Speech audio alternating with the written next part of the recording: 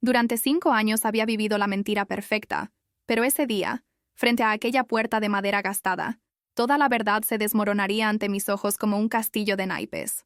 Mi nombre es Elena, y esta es la historia de cómo descubrí que mi esposo, el hombre que juraba amarme cada noche, me había estado robando no solo mi dinero, no solo mi dignidad, sino algo mucho más valioso, algo que jamás imaginé que alguien pudiera arrebatarme.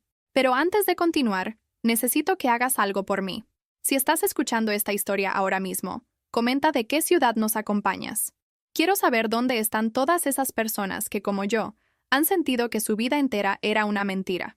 Y si esta historia te está tocando el corazón, por favor, dale like y suscríbete al canal. Necesito que historias como esta lleguen a más personas, porque alguien más puede estar viviendo mi misma pesadilla ahora mismo sin saberlo. Gracias. Ahora sí, continuemos. Todo comenzó con una vida que desde afuera parecía envidiable. Conocí a Marcos en una cafetería del centro cuando yo tenía 26 años. Él era arquitecto, o al menos eso decía. Siempre vestía trajes impecables y tenía esa sonrisa que hacía que cualquier mujer se derritiera. Me cortejó durante 6 meses con flores, cenas románticas y promesas de un futuro brillante. Recuerdo la primera vez que me llevó a su apartamento. Todo estaba decorado con un gusto exquisito, cuadros modernos en las paredes, muebles de diseñador, una vista espectacular de la ciudad desde el piso 16. ¿Cómo no iba a enamorarme de un hombre así? Nos casamos en una ceremonia íntima, solo familiares cercanos. Bueno, su familia, porque la mía vivía en otra ciudad, y él insistió en que sería mejor algo pequeño, algo especial solo para nosotros. Yo acepté, como acepté tantas cosas en aquellos primeros meses. Marcos tenía una forma de hacerte sentir que sus ideas eran las mejores, que él solo quería protegerte, cuidarte del mundo cruel que existía allá afuera. Los primeros 2 años fueron como vivir en una película romántica. Él salía todas las mañanas a las 7 en punto, con su maletín de cuero italiano. Regresaba a las 8 de la noche con historias de proyectos importantes, de clientes exigentes, de reuniones interminables. Yo trabajaba desde casa como diseñadora gráfica independiente, y eso le encantaba a Marcos. Decía que así podía tener la casa impecable para cuando él llegara, que podía enfocarme en ser la esposa perfecta. Y yo lo intentaba. Dios sabe que lo intentaba. Limpiaba cada rincón de nuestro apartamento hasta que brillaba. Cocinaba sus platos favoritos. Me arreglaba antes de que llegara para verme hermosa para él. Pero había algo que comenzó a cambiar sutilmente, tan despacio que ni siquiera lo noté al principio. Marcos empezó a pedirme que le diera acceso a mis cuentas bancarias. Decía que era más fácil para manejar los gastos del hogar, que él tenía más experiencia con las finanzas. Como buena esposa confiada, acepté. Le di las claves, los números de cuenta, todo. Después de todo, éramos un equipo. Éramos uno solo. Poco a poco, mis ingresos comenzaron a desaparecer. Al principio eran pequeñas cantidades. $100 aquí, 200 allá. Marcos me explicaba que había que pagar facturas, que el mantenimiento del edificio había subido, que necesitaba dinero para su proyecto más reciente. Yo nunca cuestionaba nada porque confiaba en él ciegamente. Pero luego las cantidades se hicieron más grandes. $1,000, 2,000, 5,000. Cuando preguntaba, él se molestaba. Me decía que no entendía nada de finanzas, que estaba siendo paranoica, que debía confiar en mi esposo. Y entonces venía la parte que más daño hacía. Me abrazaba, me besaba la frente y susurraba que todo lo hacía por nuestro futuro, por la familia que íbamos a construir juntos. Y yo me derretía otra vez. Me convencía de que estaba siendo tonta, de que Marcos me amaba y jamás me haría daño. Pasaron 3 años más así. 3 años en los que trabajaba día y noche para generar ingresos que desaparecían misteriosamente. 3 años en los que dejé de comprarme ropa nueva, de salir con amigas, de darme pequeños gustos porque simplemente no había dinero. Mientras tanto, Marcos seguía vistiendo sus trajes caros, seguía yendo a sus reuniones importantes, seguía viviendo como si nadáramos en la abundancia. Yo comía pasta simple mientras él pedía comida gourmet para llevar. Yo usaba el mismo abrigo raído de hace 5 años mientras él se compraba relojes de marca, pero cada vez que mencionaba algo, cada vez que me atrevía a cuestionar la situación, él me hacía sentir culpable. Me recordaba que yo no aportaba suficiente, que mis trabajos freelance no eran estables, que debía estar agradecida de tener un esposo que mantenía todo bajo control. El aislamiento fue gradual pero efectivo. Primero me convenció de que mis amigas eran malas influencias, que solo querían separarme de él. Luego me sugirió que hablar con mi familia era estresante para mí, que era mejor mantener cierta distancia para enfocarme en nuestro matrimonio. Y finalmente, sin darme cuenta, me encontré completamente sola. No tenía a nadie a quien acudir, nadie con quien hablar, nadie que pudiera decirme que lo que estaba viviendo no era normal. Mi mundo se había reducido a las 4 paredes de nuestro apartamento y a la presencia abrumadora de Marcos. Él era mi única compañía, mi único referente de realidad. Y en ese aislamiento, empecé a creer todo lo que me decía. Empecé a creer que yo era el problema, que yo no era suficiente, que yo debía esforzarme más para ser la esposa que él merecía. Pero entonces llegó aquel martes de octubre que cambió todo. Era un día gris, de esos en que el cielo parece presagiar que algo malo va a suceder. Marcos había salido temprano como siempre, pero esa mañana olvidó su teléfono celular en la mesa de noche. Nunca, en 5 años de matrimonio, había dejado su teléfono. Lo llevaba a todos lados como si fuera una extensión de su cuerpo.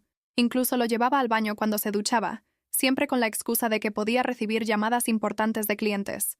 Yo estaba limpiando la habitación cuando el teléfono comenzó a vibrar. 1, 2, 3 veces. Llamadas perdidas. Luego empezaron a llegar mensajes. El sonido de las notificaciones era incesante, como una alarma que me gritaba que mirara. Durante 10 minutos luché conmigo misma. No debía revisar su teléfono. Eso era invadir su privacidad. Eso era no confiar en mi esposo. Pero algo dentro de mí, algo que había estado dormido durante años, despertó ese día. Una vocecita en mi cabeza me susurraba que mirara, que necesitaba ver qué había en ese teléfono. Con las manos temblorosas tomé el celular. No tenía contraseña, cosa extraña considerando lo celoso que era con su dispositivo. Abrí los mensajes y sentí que el aire se me escapaba de los pulmones. Había conversaciones con una mujer llamada Carla. Mensajes cariñosos, mensajes íntimos, mensajes que confirmaban que mi esposo tenía una amante. Pero eso no fue lo peor. Oh no, eso fue apenas la superficie de un abismo mucho más profundo. Seguí revisando, abriendo aplicaciones, leyendo correos electrónicos. Y entonces lo vi. Transferencias bancarias a cuentas que no reconocía. Miles y miles de dólares enviados regularmente. Mi dinero, el dinero que yo había ganado con mi trabajo, estaba siendo transferido a cuentas a nombre de otras personas. Había recibos de compras lujosas, reservas en restaurantes caros, boletos de avión a destinos exóticos, todo pagado con mi dinero. Pero había algo más, algo que me hizo sentir que el piso se abría bajo mis pies. Entre los correos electrónicos encontré uno que decía: necesito más dinero para mamá. El tratamiento es caro, pero vale la pena mantenerla cómoda. Ella no puede saber nada todavía. El correo era para Marcos, enviado por alguien llamado Roberto. Y la respuesta de mi esposo decía: tranquilo, hermano. Elena no sospecha nada. Sigo sacándole todo lo que puedo. La vieja está bien cuidada y nosotros viviendo la buena vida. Tuve que leer ese correo 3 veces para asegurarme de que era real. Marcos tenía un hermano. Marcos tenía una madre. En 5 años de matrimonio jamás había mencionado a ninguno de los dos. Siempre me dijo que era huérfano, que no tenía familia, que yo era todo lo que tenía en este mundo. Otra mentira en una montaña de mentiras. ¿Pero qué significaba eso de mantenerla cómoda? De que ella no podía saber nada todavía. ¿Qué estaban escondiendo? Mi mente comenzó a tejer teorías, cada una más oscura que la anterior. Revisé más correos, más mensajes, y finalmente encontré una dirección. La dirección de la casa de su madre. Estaba a 2 horas de donde vivíamos, en un barrio que yo nunca había visitado. Tomé una foto de la dirección con mi propio teléfono y devolví el celular de Marcos exactamente donde lo había encontrado. Mi corazón latía tan fuerte que podía escucharlo en mis oídos. Sabía que tenía que ir a esa casa. Tenía que descubrir qué estaba pasando realmente. Pero no podía decirle nada a Marcos. Si él sospechaba que yo sabía algo, podía hacer desaparecer las pruebas, podía huir, podía hacerme algo peor. No. Tenía que ser inteligente. Tenía que actuar como si nada hubiera pasado. Esa noche Marcos llegó a casa más tarde que de costumbre. Entró con su sonrisa encantadora, me besó en la mejilla y me preguntó cómo había estado mi día. Yo sonreí. Le dije que todo había estado tranquilo, que había trabajado en algunos proyectos nuevos. Cenamos juntos mientras él me contaba sobre una reunión imaginaria con un cliente imaginario. Y yo asentía, sonreía. Fingía que seguía siendo la esposa ingenua que había sido durante 5 años, pero por dentro estaba muerta de miedo y de rabia. Miedo de lo que podía descubrir, rabia por todas las mentiras, por todos los años robados, por todo el dinero desaparecido. Al día siguiente, Marcos salió temprano como siempre. Esta vez se llevó su teléfono. En cuanto escuché la puerta cerrarse, me vestí rápidamente, tomé mi bolso y salí del apartamento. Tomé un taxi hasta la estación de autobuses y compré un boleto para el pueblo donde estaba la dirección. Durante todo el viaje de 2 horas no pude pensar en otra cosa que en qué iba a encontrar. Mi imaginación corría desenfrenada. Quizás su madre era una mujer rica y Marcos estaba esperando su herencia. Quizás ella tenía alguna enfermedad y él estaba pagando su tratamiento con mi dinero.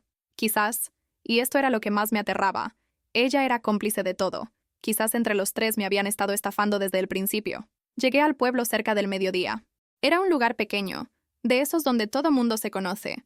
Las calles eran estrechas y las casas modestas, muy diferentes al mundo de lujo en el que Marcos decía vivir. Seguí la dirección que había anotado hasta llegar a una casa de 2 pisos pintada de color beige claro. La pintura estaba descascarada en algunos lugares, y el jardín necesitaba mantenimiento, pero era una casa decente, una casa normal. Me quedé parada frente a la puerta durante lo que pareció una eternidad. Mi mano temblaba mientras la acercaba al timbre. ¿Qué iba a decir? Hola, soy la esposa de su hijo, el hijo que les dijo que no tenía familia. Hola, vengo a descubrir qué mentiras más me ha estado diciendo mi esposo. Hola, estoy aquí porque mi vida entera es una farsa y necesito respuestas. Finalmente, reuní el valor suficiente y toqué el timbre. Escuché pasos del otro lado, pasos lentos, pesados. La puerta se abrió lentamente, y allí, frente a mí, estaba una mujer de aproximadamente 60 años.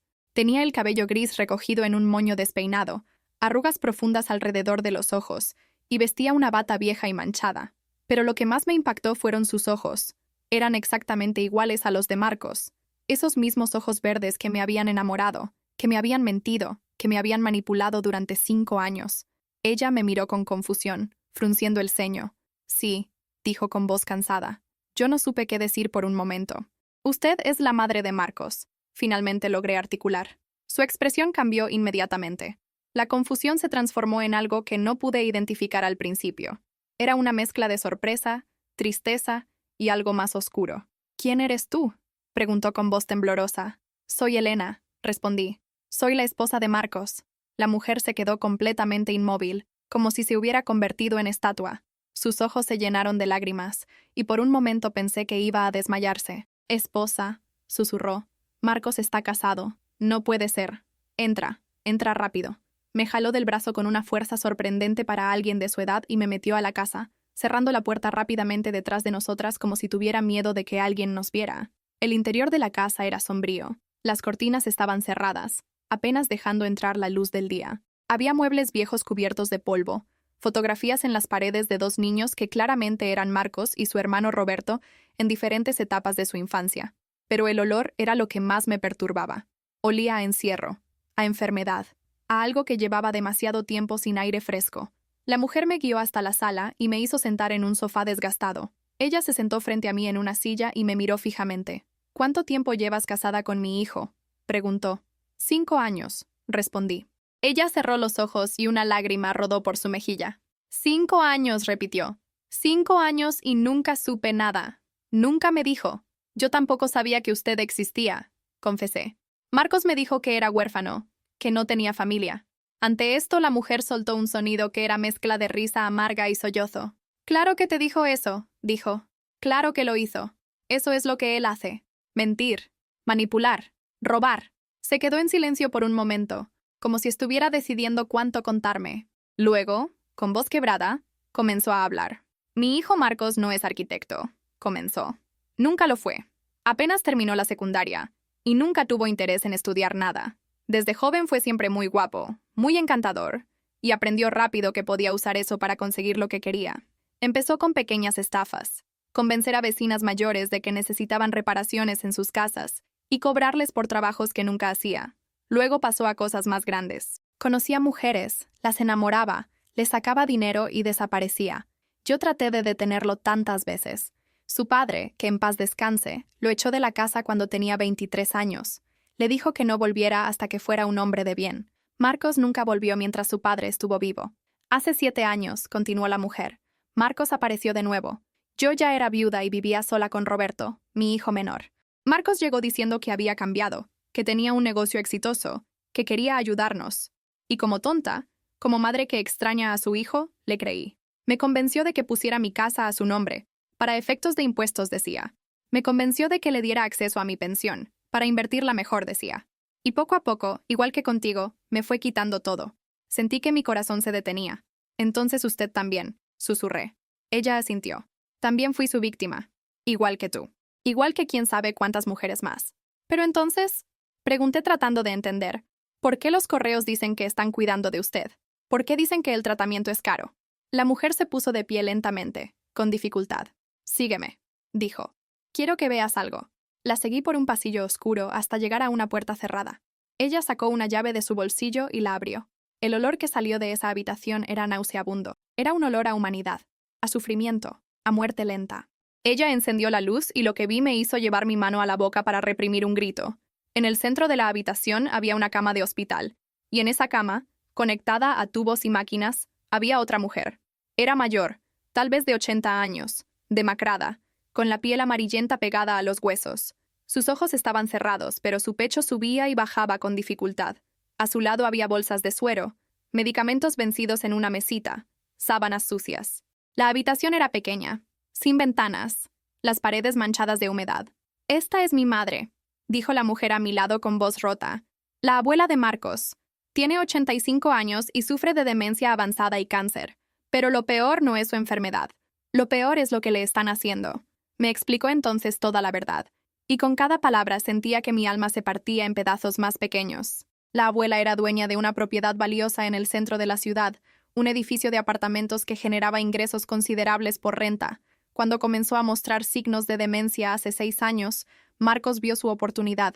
Convenció a su madre, la mujer que estaba frente a mí, de que lo mejor era que él se encargara de los asuntos de la abuela, que ella ya no podía manejar las finanzas, que él la cuidaría bien. Y su madre, confiada y manipulada, aceptó. Marcos consiguió poder legal sobre las finanzas de la abuela mediante documentos falsificados y coerción. Vendió el edificio de apartamentos por una suma enorme, dinero que desapareció en sus cuentas privadas. Pero no podía simplemente dejar morir a la abuela porque entonces su madre haría preguntas, porque entonces habría una investigación sobre el paradero del dinero. Así que la tenían ahí, en esa habitación horrible, manteniéndola viva con el mínimo cuidado necesario, drogada para que no hiciera ruido, esperando a que la naturaleza hiciera su trabajo mientras ellos disfrutaban de su fortuna. Y el tratamiento caro del que hablaban en los correos no era tratamiento médico real. Era el dinero que gastaban en sobornos a un médico corrupto, que firmaba certificados falsos diciendo que la abuela estaba en un asilo de ancianos de lujo, cuando en realidad estaba aquí, en esta prisión inmunda. Era el dinero que gastaban en mantener la mentira, en asegurarse de que nadie hiciera preguntas. Y todo ese dinero, buena parte de ese dinero venía de mí, de mis cuentas, de mi trabajo. Yo había estado financiando sin saberlo el maltrato de una anciana indefensa.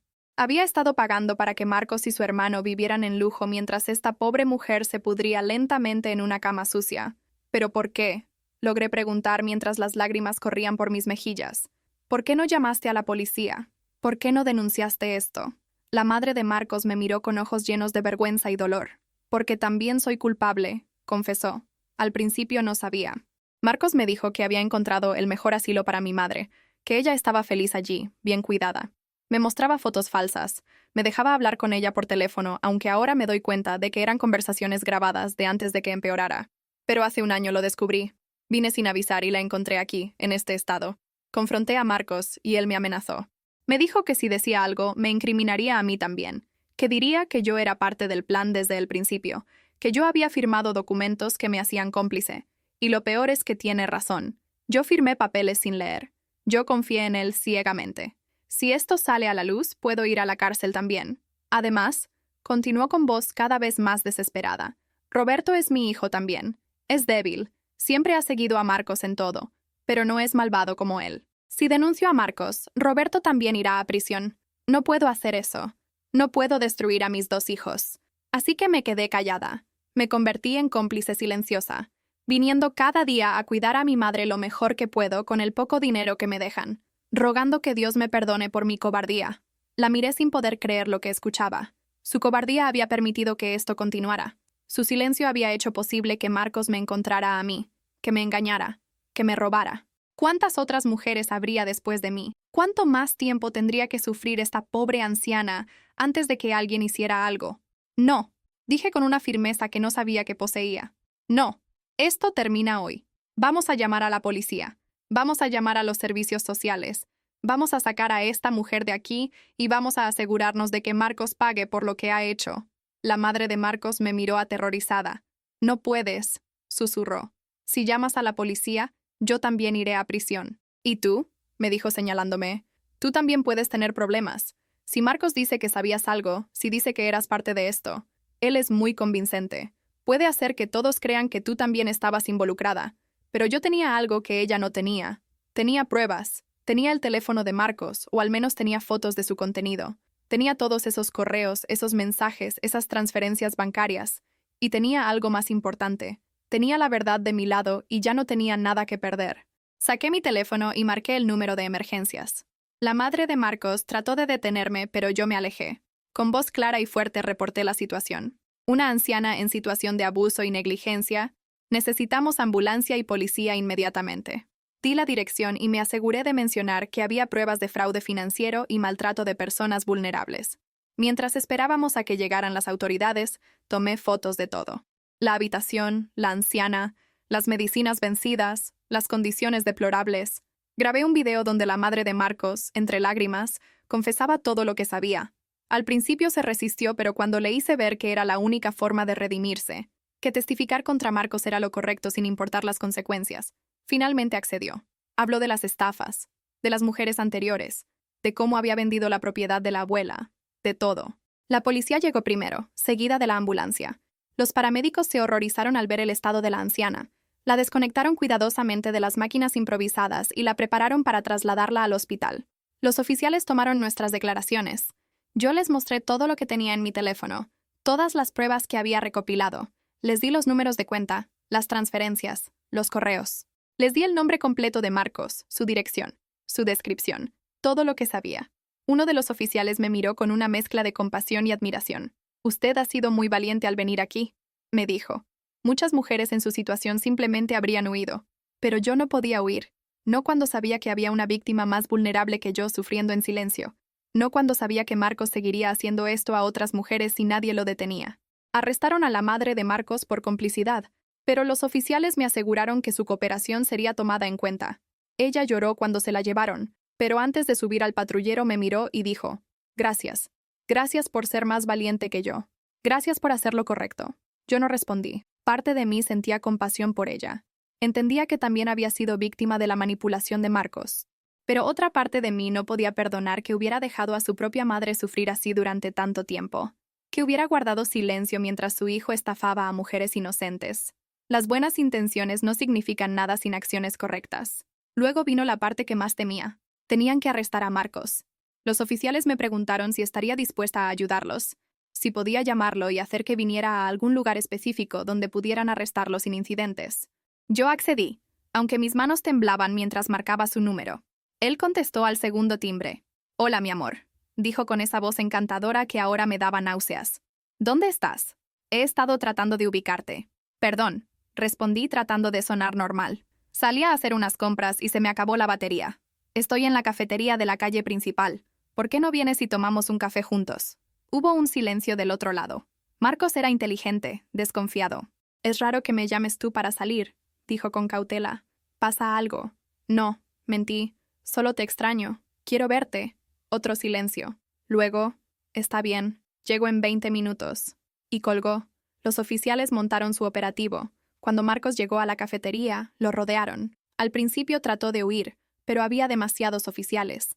Lo esposaron mientras él gritaba que había un error, que él era un ciudadano respetable, que esto era un abuso de autoridad.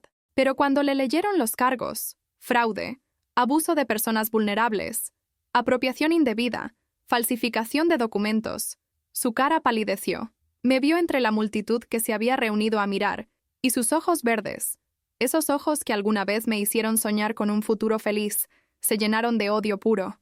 «Tú», gritó, «tú hiciste esto, perra desagradecida.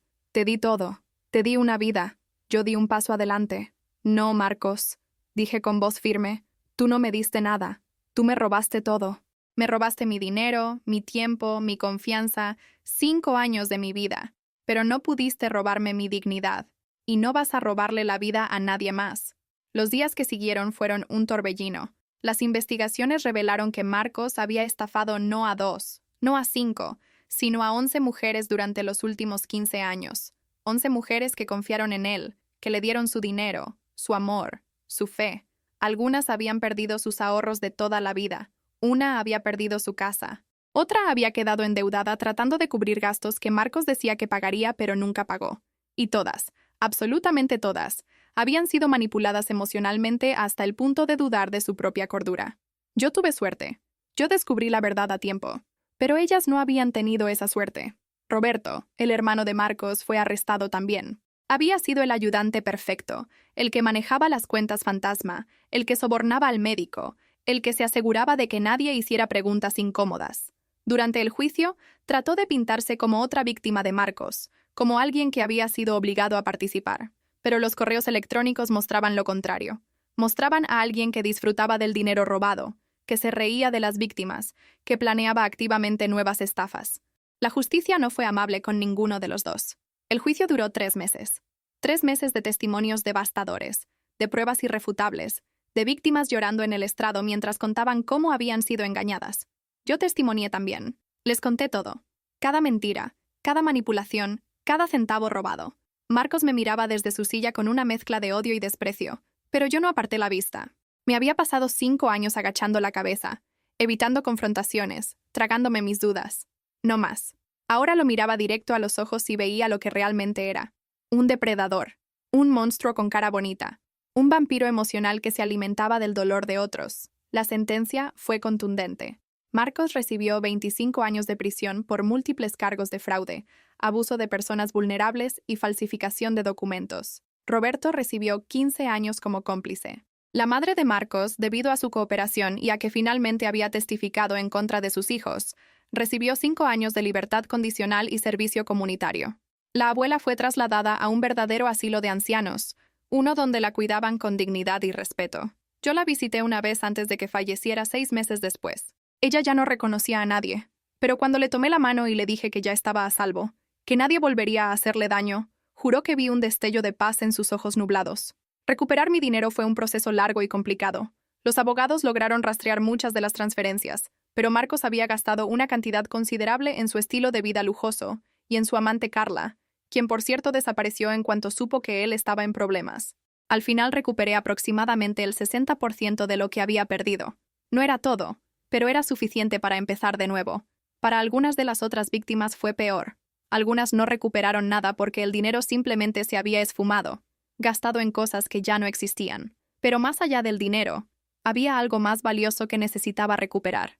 Mi sentido de identidad, mi capacidad de confiar, mi fe en que no todas las personas son mentirosas y manipuladoras. Eso fue lo más difícil de reconstruir. Comencé terapia inmediatamente después del juicio. Mi terapeuta me diagnosticó con trauma complejo por abuso psicológico prolongado. Me explicó que lo que había vivido no era solo una estafa financiera. Era abuso emocional sistemático diseñado para destruir mi autoestima y mi capacidad de pensamiento crítico. Marcos había usado técnicas de control mental similares a las que usan los cultos: aislamiento social, control financiero, gaslighting constante, ciclos de abuso y afecto. Yo había sido su prisionera sin darme cuenta de que estaba en una cárcel.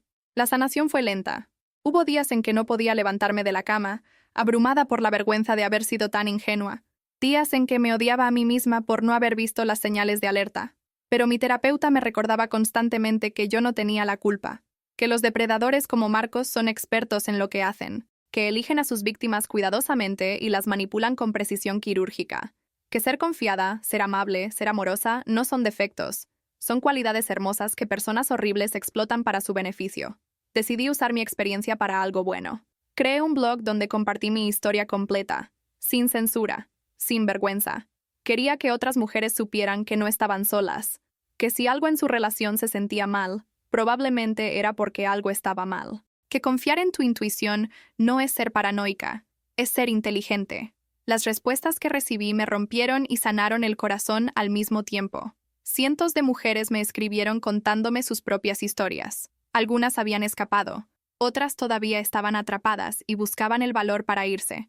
Yo las ayudaba como podía, conectándolas con recursos, con abogados, con refugios, con otras sobrevivientes. Un año después del juicio, las 11 víctimas de Marcos nos reunimos. Fue idea de una de ellas, María, quien había perdido su casa por culpa de sus estafas.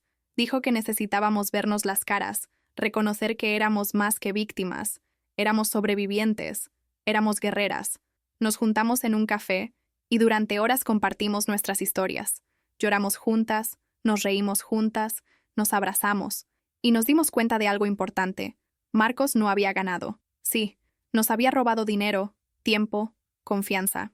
Pero nosotras estábamos vivas, libres, y más fuertes de lo que él jamás podría ser. Él estaba en una celda, viviendo con las consecuencias de sus acciones. Nosotras estábamos reconstruyendo nuestras vidas y ayudando a otras mujeres a escapar de situaciones similares. Hoy, 3 años después de aquel día en que abrí la puerta de la casa de mi suegra y descubrí la verdad, puedo decir que soy feliz. No es la felicidad ingenua que tenía antes, esa felicidad basada en la ignorancia y en confiar ciegamente.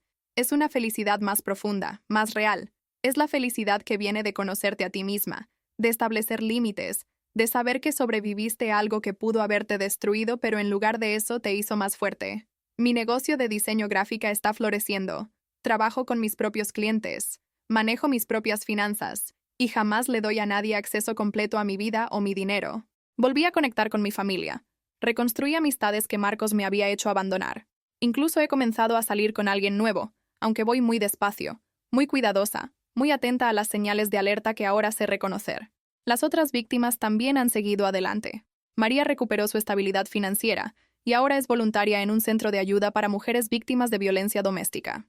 Otra de las víctimas, Carmen, escribió un libro sobre su experiencia que se convirtió en bestseller y ayudó a concientizar sobre los estafadores románticos.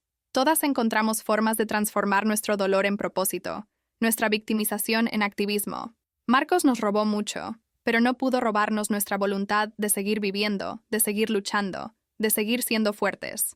La madre de Marcos cumplió su sentencia y ahora vive en otra ciudad, lejos de todo lo que le recuerde a sus hijos. Me escribió una carta hace unos meses disculpándose nuevamente, diciendo que reza todos los días por mi perdón. Yo le respondí diciéndole que el perdón es un proceso y que lo que importa no son sus palabras sino sus acciones futuras, que si realmente quiere redimirse, debe usar su historia para advertir a otras madres sobre los signos de que sus hijos pueden estar convirtiéndose en depredadores. Ella me dijo que lo haría. Marcos sigue en prisión y seguirá allí por muchos años más. Me enteré por un abogado que en prisión le ha ido mal. Resulta que los otros presos no ven con buenos ojos a los hombres que abusan de ancianos y estafan a mujeres. Ha sido golpeado varias veces y pasó tiempo en aislamiento por su propia protección. Parte de mí, la parte que todavía recuerda a la mujer enamorada que fui, siente una punzada de algo que podría ser lástima. Pero luego recuerdo a esa abuela muriendo en una habitación sucia, recuerdo mi cuenta bancaria vacía después de años de trabajo, recuerdo las lágrimas de las otras 10 víctimas, y esa punzada desaparece. Marcos está recibiendo exactamente lo que merece: justicia. Ahora quiero preguntarte algo a ti que has escuchado esta historia hasta el final. ¿Qué harías tú si descubrieras que la persona que amas, en quien confías ciegamente, te ha estado mintiendo y robando durante años? ¿Llamarías a la policía como yo lo hice, o te quedarías callada por miedo o vergüenza? ¿Tendrías el valor de enfrentar la verdad aunque esa verdad destruya tu mundo tal como lo conoces? Déjamelo saber en los comentarios porque me encantaría leer tus opiniones. Y si conoces a alguien que pueda estar viviendo una situación similar, comparte esta historia. Podría ser la señal que esa persona necesita para darse cuenta de que algo está mal, para encontrar el valor de buscar ayuda, para escapar antes de que sea demasiado tarde. Recuerda suscribirte al canal para más historias impactantes de sobrevivencia y justicia. Tu apoyo ayuda a que estas historias lleguen a quienes más las necesitan. Gracias por escuchar mi historia. Gracias por estar aquí. Y recuerda siempre: confía en tu intuición. Establece límites claros. Y nunca jamás le des a nadie el poder de controlar completamente tu vida. Tú mereces respeto, honestidad y amor verdadero. No te conformes con menos.